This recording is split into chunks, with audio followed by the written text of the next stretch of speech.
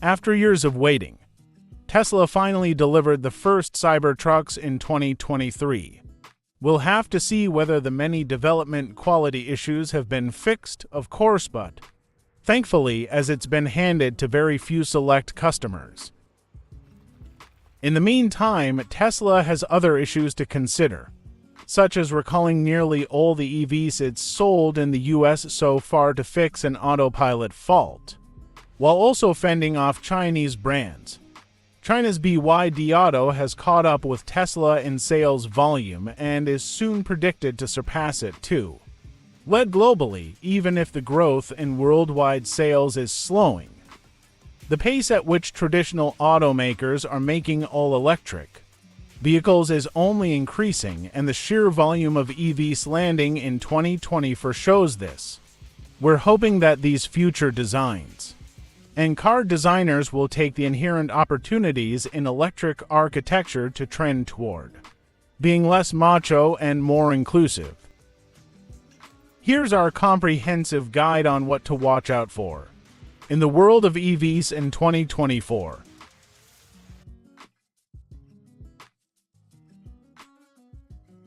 Kia's EV3 electric compact SUV debuted as a concept last year and will arrive for real in 2024. Kia is looking to produce something practical and joyful to drive, and unsurprisingly, it resembles a cut-down EV9 seen in last year. The windscreen on the EV3 is pushed forward, while those robust squared wheel arches cut with asymmetrical angles mirror the EV9. A disconnected C-pillar gives the roof a floating effect. The inside should be appointed, with environmentally friendly materials, and feature mini tables that rotate in length, position, and angle. The bench-type rear seat can be folded upward to store bulky items, such as electric scooters and bicycles.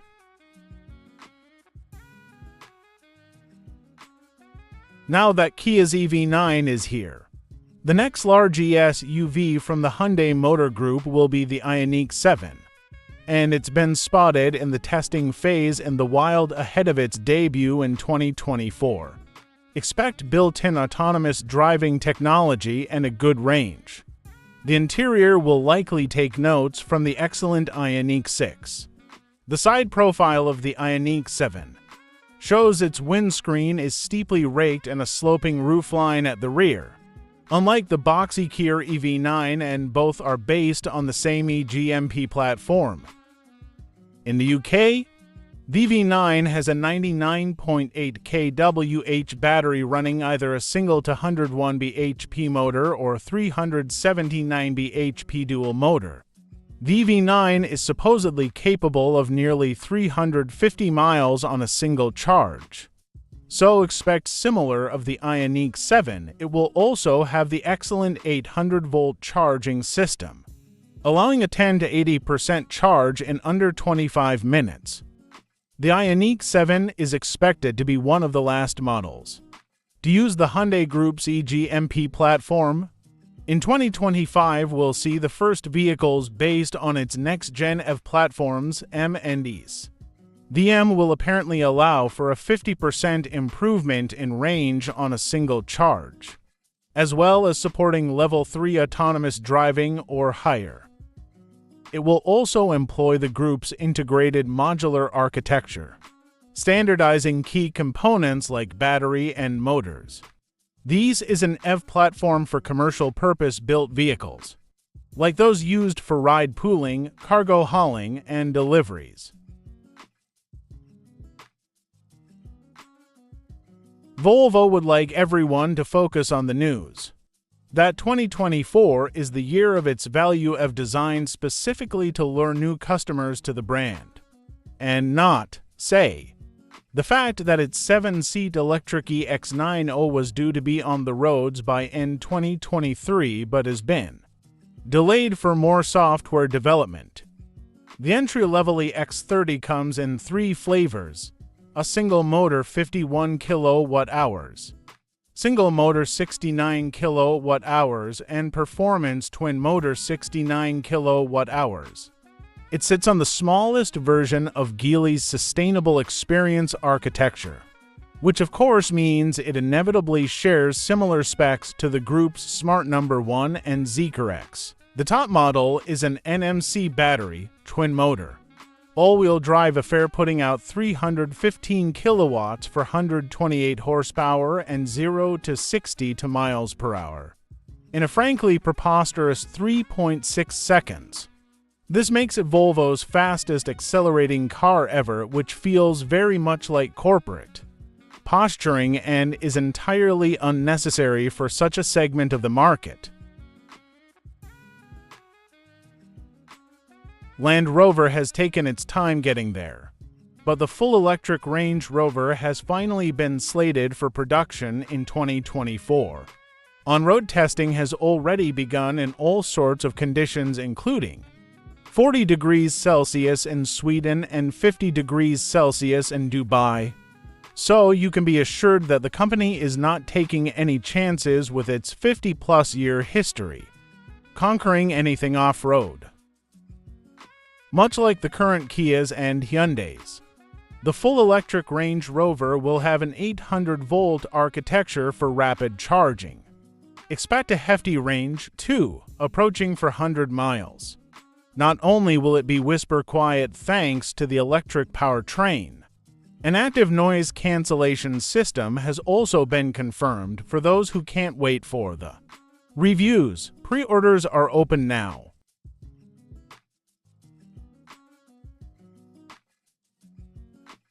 It's been quite the wait since the 2019 Taycan, but finally the all-electric Macan comes into view in 2024.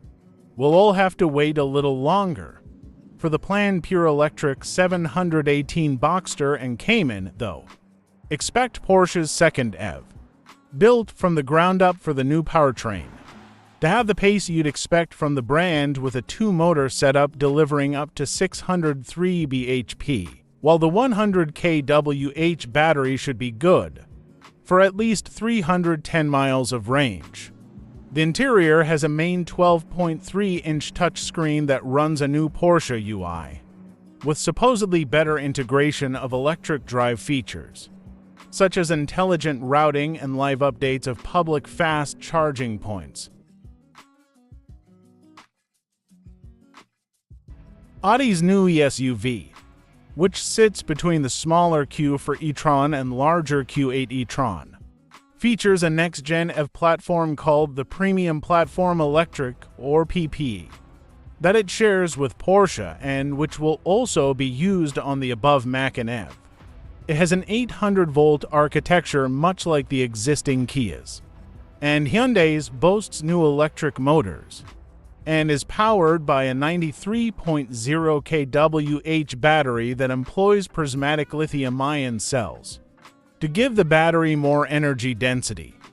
The rear motor is the main powerhouse, with the front unit called on for acceleration and traction, and both combined will supposedly deliver a 0 to 60 time of under 6 seconds for the Q6, and 4.5 for the SQ6. We're hoping the prototype's headlamp tech, which can project both text and videos, makes it into production. Fingers crossed. Your three-wheeled chariot awaits, is the tagline of this nimble two-seater urban EV. The sub-$10,000 vehicle coming in 2024 not only looks like it's fun to drive, but has stats that are mighty impressive: 0 to 30 miles per hour in 3 seconds, 93-mile range, miles per gallon gasoline equivalent of 370, front airbags, ABS, ADAS, and a steel frame, and swappable 9 kWh battery that tops up in 5. The Nimbus versions are coming, with the one having a top speed of 50 miles per hour and 1S hitting 75 miles per hour. But the real boon is that Slender 3 will design as narrow as a motorcycle, maintains its balance by leaning into turns, making the Nimbus ideal for zipping through traffic. Following on from the SUV Eletre, which we very much approved of, is Lotus's first Hyper GT, made to take on the Porsche Taycan. The four-door EV will go into production in 2024, making it the British brand's third electric model after the Eliter and the much-delayed Evija hypercar. The top model sporting adaptive air suspension and active aero will supposedly hit 893 bhp and launch from 0 to 60 miles per hour in a mighty 2.8 seconds. Rumor has it that Lotus will shove in a 100 kWh battery pack, good for 10 to 80% refills in as little as 18 minutes with 350 kW charging. As for range, Lotus has said the EMEA will be able to drive from Amsterdam to Paris on a single charge, so that's a predicted max distance of around 315 miles. The BMW i4 has been a hit for the German automaker, and rightly so, but it's about to get a little bit better thanks to a 2024 refresh. Though camouflaged when it was spotted being test-driven, it looks as if the exterior design isn't getting much of an overhaul. Grilles remain the same, with the radar to one side. The bumper design looks mostly untouched, but the headlights feature a new LED signature. The rear bumper may well be reshaped, however. Along with updated rear lights, the current i4 has up to a 365 miles range with 80 kWh battery. But this is bested by the Model 3 long range's 391 miles. So expect BMW to address this as well as get the new iDrive 9 infotainment system. The Polestar 4 is an SUV coupe with a difference. Look at the rear end, and you'll see why Polestar has got rid of the rear window entirely. The most powerful dual-motor 4 will run a 100 kWh battery for a claimed range of 350 miles using the WLTP standard of measurement, and so is the most high-performance Polestar to date. The long-range single-motor car has 270 bhp and a claimed range of 372 miles WLTP. Bidirectional charging is included, and there is vehicle-to-load capability, so you can use the car's battery to power small appliances instead of the rear glass.